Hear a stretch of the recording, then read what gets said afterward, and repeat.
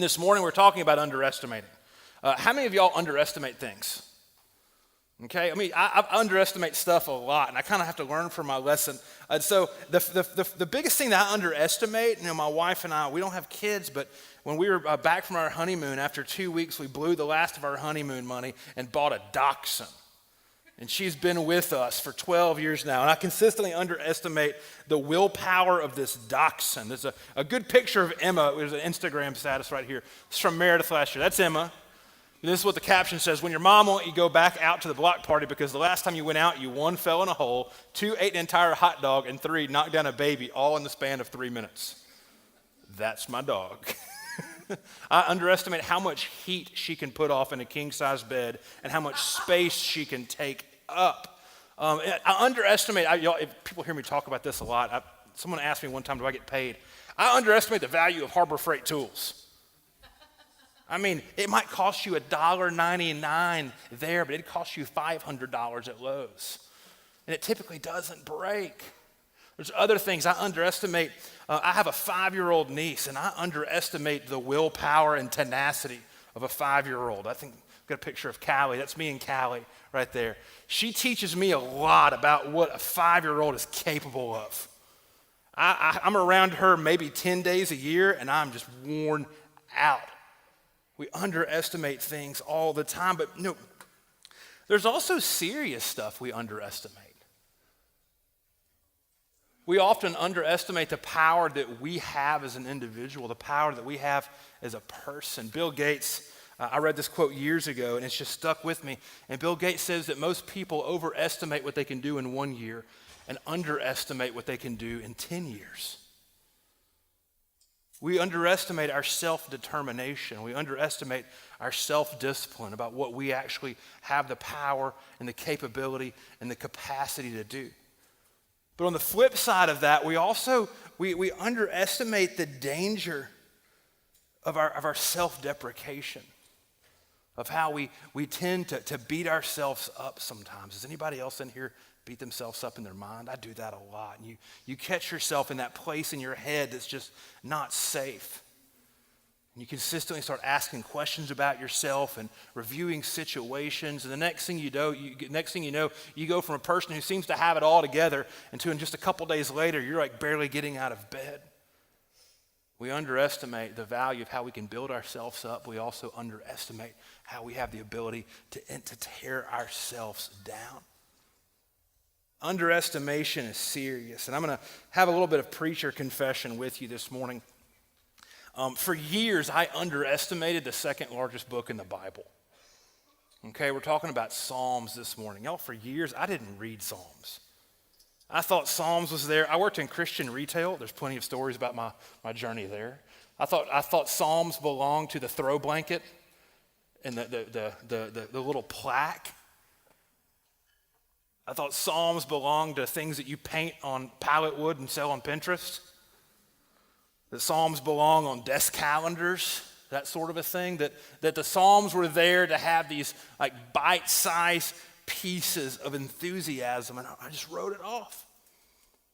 Until about 5 years ago, I was in this really gnarly patch of life, and it got to the point to where I had to start calling folks that didn't live in Monroe. I was like, I got to talk to some folks. I got to bring in the heavy guns. So I called some people who'd spoken to me in my life before, and one of them said, "Are you praying the Psalms?" I said, "What do you mean praying the Psalms?" And he said, "You need to start praying the Psalms." Found out that there's entire traditions of Christianity that have a rhythmic approach to reading the Psalms and praying the Psalms and interacting with the Psalms. And I'll tell you what, it was revolutionary. It changed everything. I quit reading Psalms like sentence by sentence and started reading the whole chapter and realizing what this book was, that the Psalms are the prayer book for God and his people, and that's the role they have had for thousands of years. Began learning that the first word of prayer is not uttered by us. The first word of prayer is uttered by God, and what the Psalms are is that second word response of God's people. And that the Psalms tell this huge, gigantic story from arc to arc The full range of human emotions that we all go through are found in the Psalms and are found in people's response back to God inside of those. So that in this book, and we're going to look at Psalm 1 today, the very first one. We're going to go through the whole chapter. Relax, it's only 6 verses. We're not going to be here till 1 o'clock.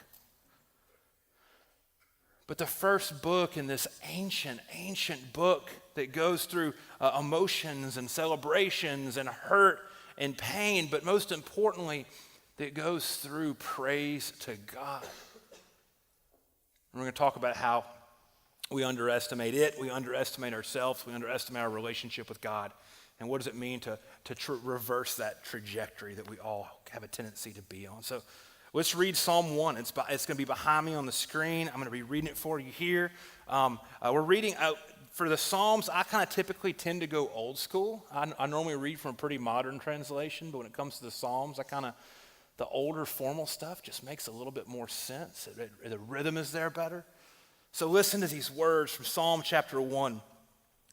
Happy are those who do not follow the advice of the wicked, or take the path that the sinners tread, or sit in the seat of scoffers.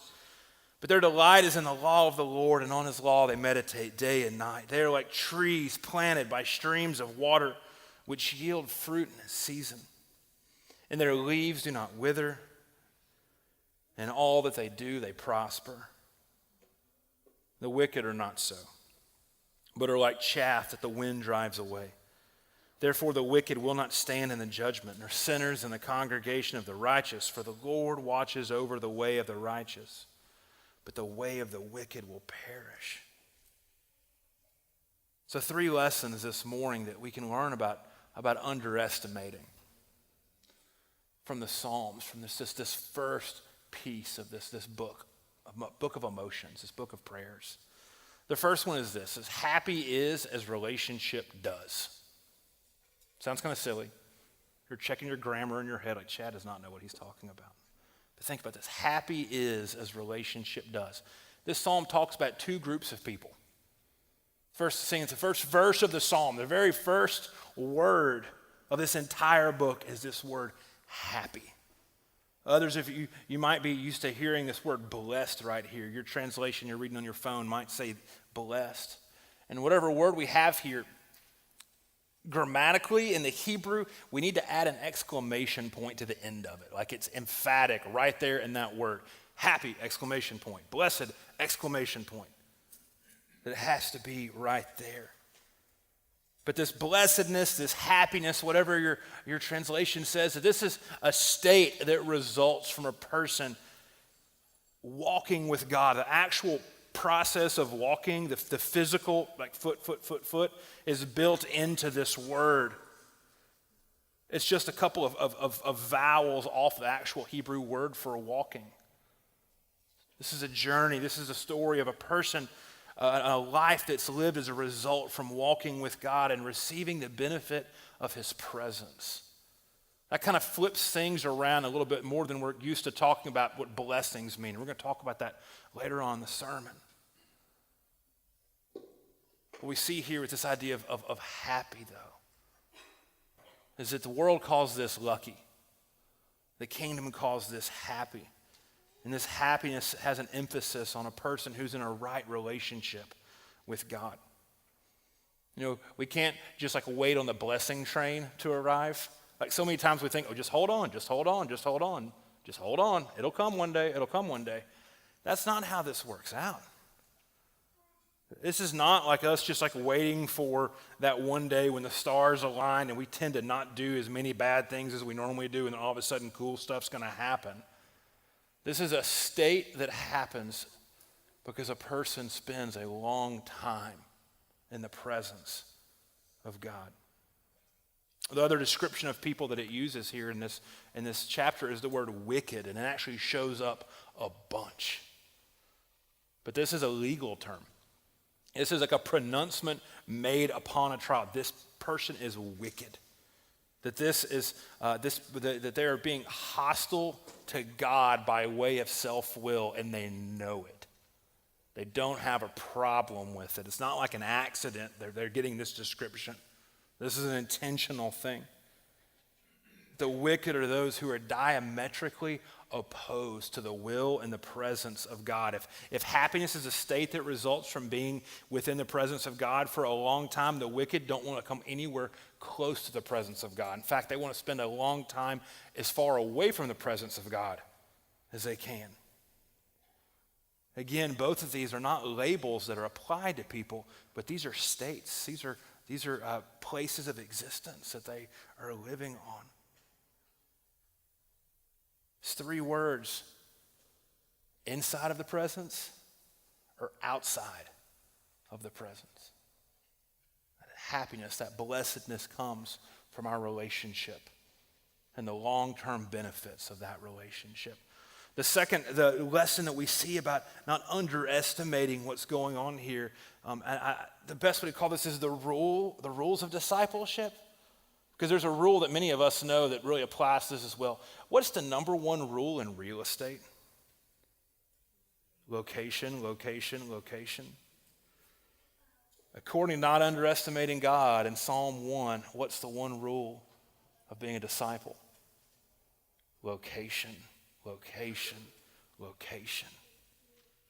This chapter outlines the 2 places of location: the location of the happy, of the blessed ones, and the location of the wicked. The first thing it talks about is this tree, and this tree is an image. There's a tree planted by streams of water. It yields its fruit in season. Its leaves do not wither, and all that it does, it prospers. This tree is an image that stretches from Genesis to Revelation. We read of the tree of life in the Garden of Eden, and we read in Revelation 21 of the tree of life, which all water flows across the entire world.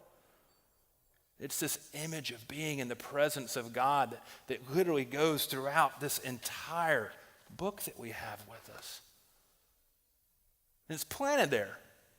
Didn't start out there.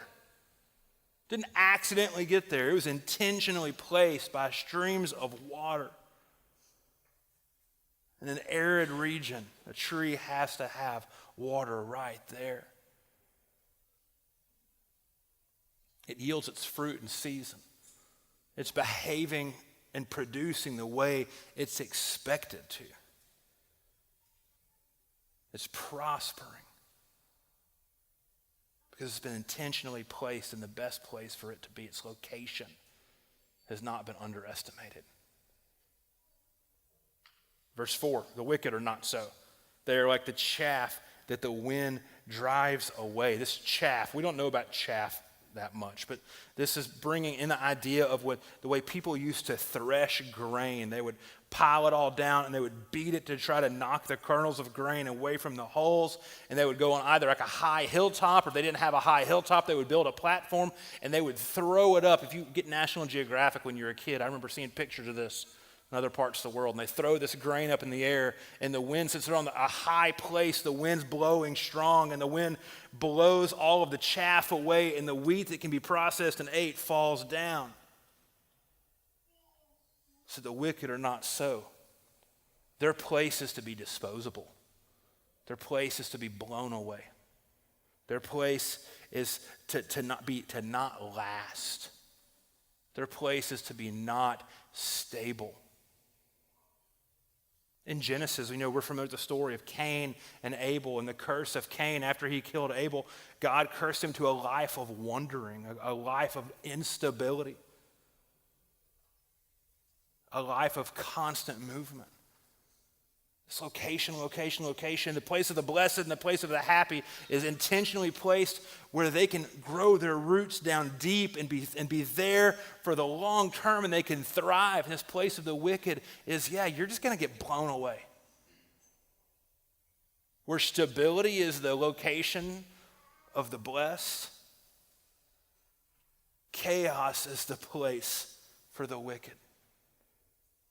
The stability comes from righteousness. I don't know about you, but I would love to know that I have long-term stability in my life. That'd be awesome. To know that your life is always pointed in that direction. It's location, location, location. We want to be planted with deep roots. The last place of underestimation that we come to when we think about what this life looks like is here. And this is what we're talking about blessings, but are blessings a reward or are they a result? Think about that. Think about the way that we normally think about blessings. We think of blessings as something, okay, if I do good things long enough, I'll be cool. It will all work out in the end.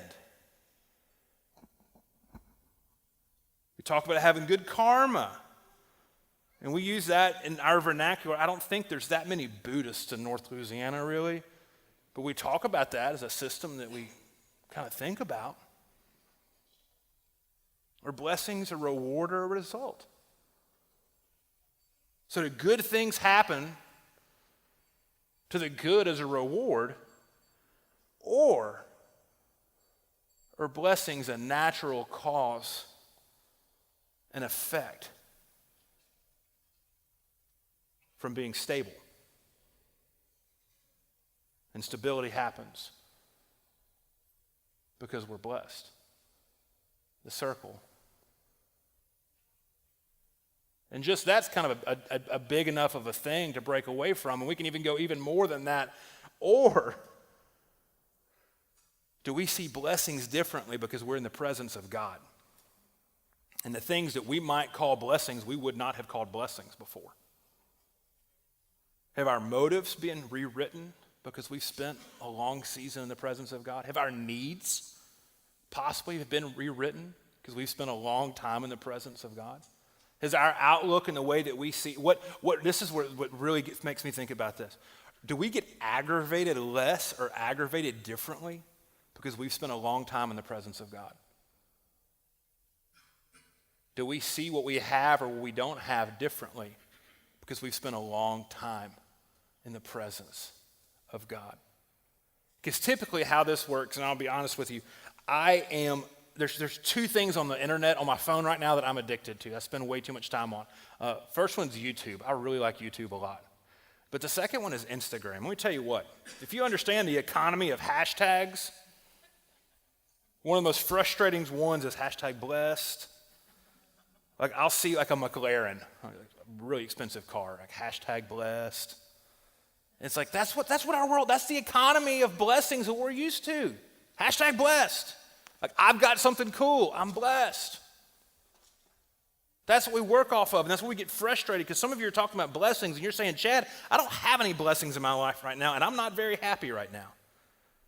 Well, when we're living in the economy of the world and that blessings happen because we've been good enough or right enough, yeah, you're going to be frustrated.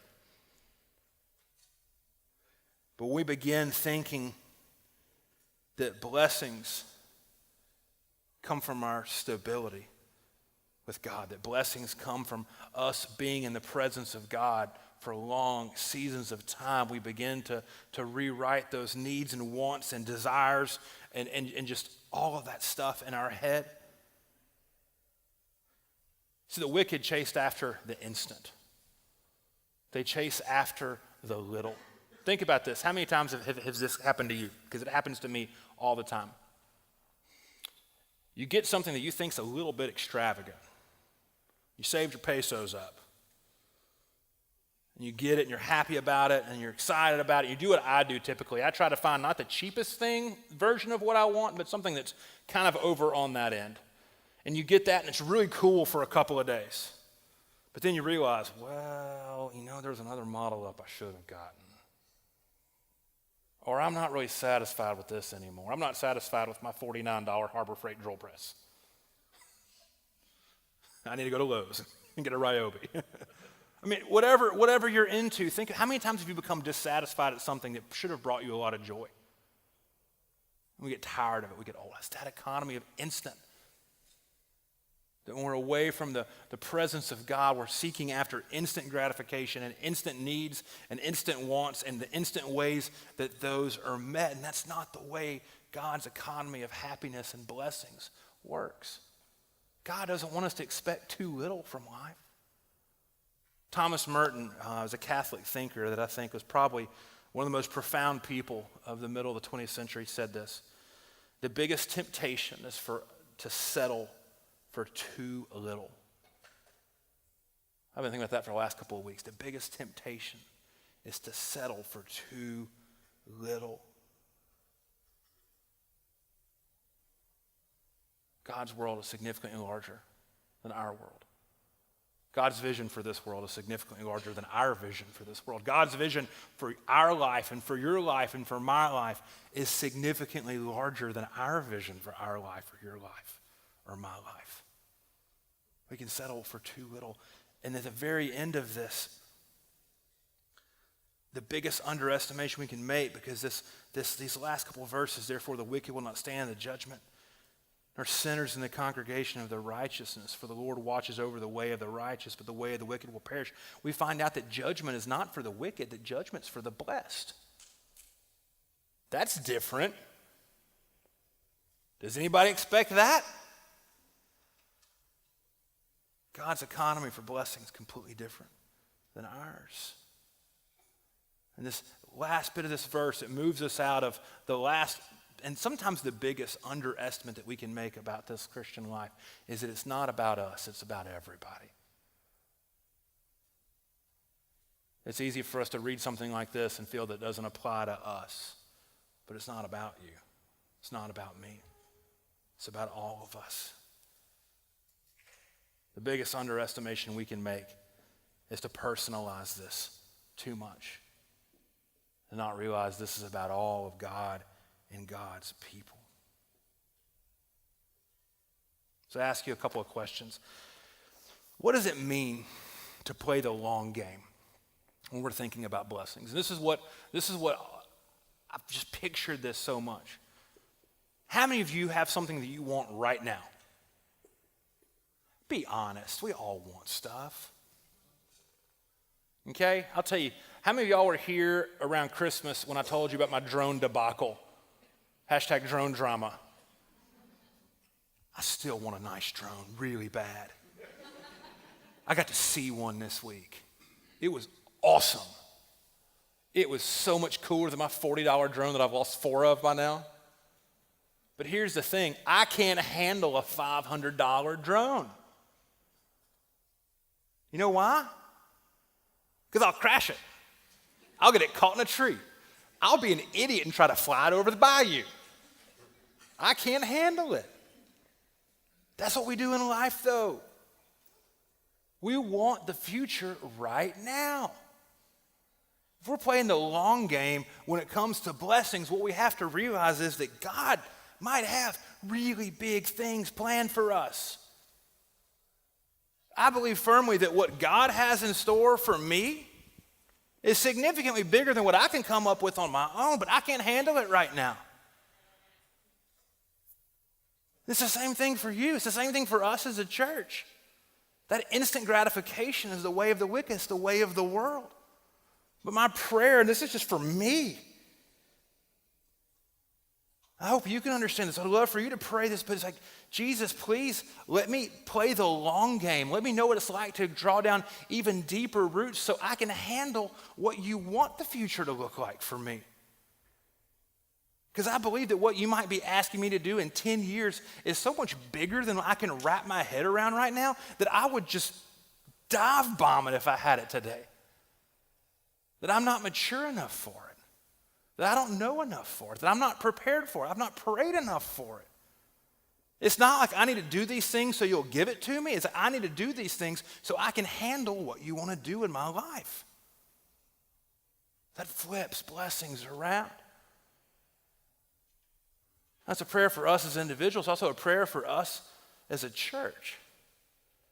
Saying, God, please let us grow those roots down deeper. Let us know what it's like for us to have multiple seasons of fruit so we know exactly what that apple is supposed to taste like. Let us have branches big enough to take in the sun that we're going to need to do the photosynthesis stuff that I don't understand to make this a stronger tree. It's a different way to think about blessings. For us to not fall into the sin of the instant, but to instead prepare ourselves for what's coming down the road. To realize the power of that long game. to realize the blessings of that long game, to realize that we need to grow until we can handle it, and to trust God enough that what we're growing towards is better than what we can come up with instantly. And I can handle that. And I hope we can handle it.